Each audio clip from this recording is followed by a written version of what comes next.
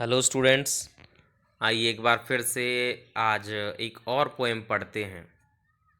A tiger in the जू हमारी poem का नाम है। इसके जो पोएट हैं वो हैं लेस्ली नोरिस, जो एक वेलिश पोएट और शॉर्ट स्टोरी राइटर थे। हमारे पास एक छोटी सी ब्रीफिंग है इस पोएम को पढ़ने से पहले। आइए एक बार इसे देख लेते हैं, जान लेते हैं। This poem contrasts a tiger in the zoo with the tiger in its natural habitat. ये कविता है, ये पोएम है, तुलना करती है दो बाघों के बीच में। कौन से दो बाघ? एक बाघ जो चिड़ियाघर में पिंजरे के अंदर बंद है, दूसरा बाघ जो अपने प्राकृतिक आवास में स्वतंत्र है, यानी जंगल में स्वतंत्र है। The poem moves from the zoo to the jungle and back again to the zoo.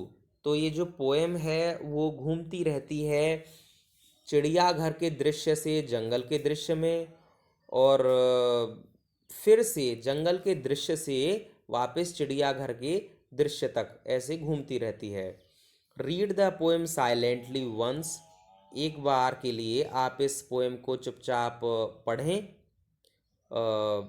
And से which stanzas speak about the tiger in the zoo, और फिर बताएं कि कौन से स्टेंजाज में ये बताया गया है कि टाइगर इस समय यानी इस स्टेंजा में जू में है, पिंजरे में है चिड़ियाघर के। और and which ones speak about the tiger in the jungle, और कौन से स्टेंजाज में ये पता चलता है, बताया जाता है कि बाघ या टाइगर अब जंगल में है। He stalks in his vivid stripes. He stalks, वो अकड़ कर चलता है। In his vivid stripes, जैसा हम जानते हैं कि बाघ की जो त्वचा होती है पीली होती है और उस पर काली धारियां होती हैं, तो वो अपनी पीली त्वचा और काली धारियों वाले शरीर के साथ अकड़ कर चलता है। The few steps of his cage, कितनी दूर चलता है? The few steps of his cage, कि कुछ कदम अपने पिंजरे में, जो उसका पिंजरा है जिसमें बाघ बंद है, उस पिंजरे की लंबाई तक कुछ कदम वो चलता है अकड़ कर। On pads of velvet quite, तो किस पर चलता है? गद्देदार पंजों पर शांति से चलता है।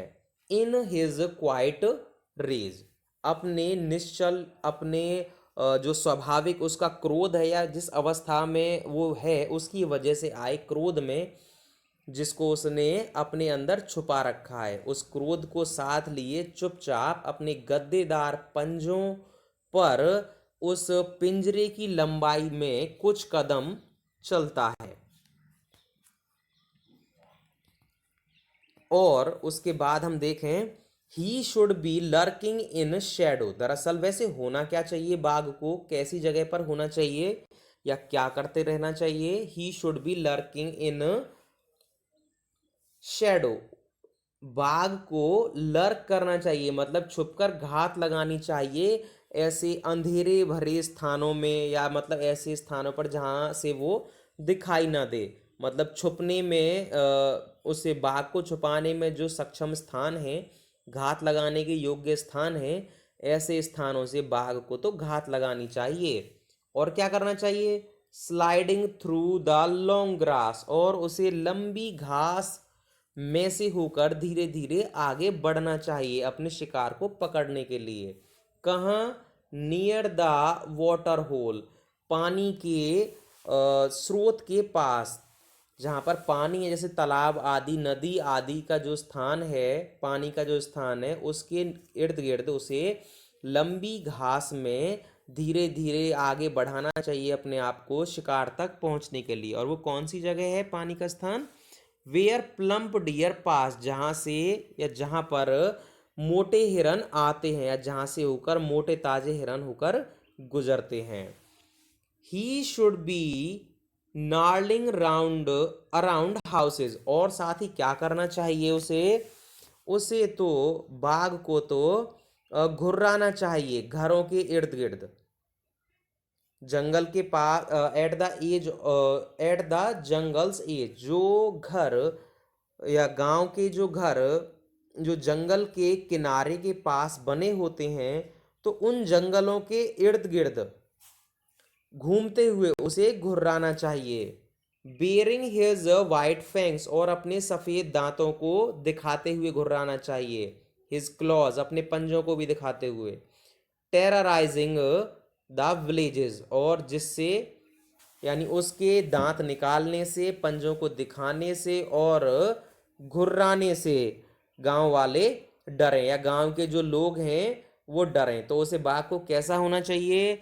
उसे गांव के लोगों को डराना चाहिए, क्योंकि उसका स्वभाव है, उसको देखकर डर लगना स्वाभाविक है। अपने दांत निकालते हुए, घुर्राते हुए, पंजों को दिखाते हुए गांव वालों को भयभीत या आतंकित करते रहना चाहिए उसे। But he is locked in a concrete cell, लेकिन वो तो यानी बाघ तो एक मजबूत कंक्रीट की बनी सेल में, कोठरी में बंद है। हिज स्ट्रेंथ बिहाइंड बार्स, उसकी जो ताकत है, जितने ताकतवर वो बाघ है, पर क्या उस ताकत का कोई फायदा नहीं, उसका वो यहाँ पर कोई इस्तेमाल नहीं कर सकता, क्योंकि वो तो पिंजरे में बंद है, उसकी सारी ताकत पिंजरे के अंदर है।